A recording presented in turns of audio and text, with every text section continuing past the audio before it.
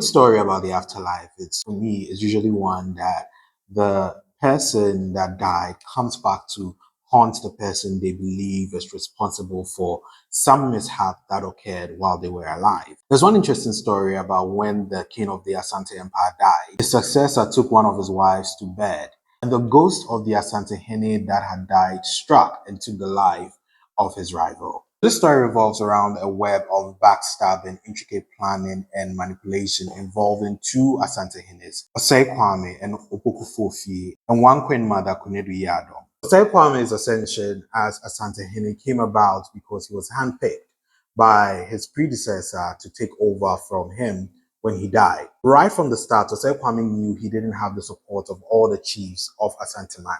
So what he did was any opponent or rival that he had, he made sure that they did not live long enough to challenge him. Eriadom, who was Queen Mother around this time, was one of Osei Kwame's strongest oppositions.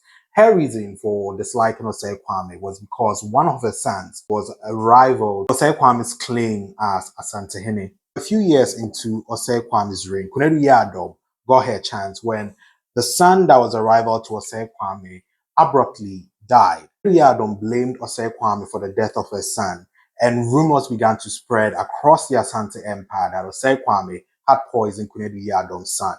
All these events and happenings gave Kunedu Yadom the opportunity to finally launch the campaign for her son, Opoku Fofi, to become the next Asante Hene. The Ojura festival came around, and while the entire Asanteman went about planning this festival, Osei Kwame decided to sit the festival out. Kunedu Yadom used this as a means to gather the chiefs around and push her agenda forward. She was strategic enough to win over majority of the council, and eventually they put Osei Kwame under house arrest. Do you want to read more ghost stories and folklore that is based on the history of the Asante Empire?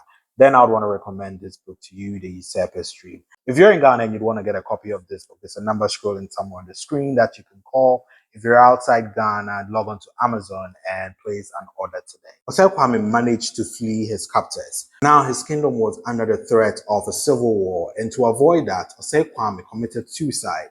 And Kunedu Yadom had the free way to select her son, Opoku Fofi, to become the next Asante Hene. This installment took place during the funeral of Osei Kwame. It was around this time that Opoku Fofi is accused of taking to bed one of Osei Kwame's women. Less than 2 months, Opoku Fofi died, and many people started attributing this to the ghost of Osei Kwame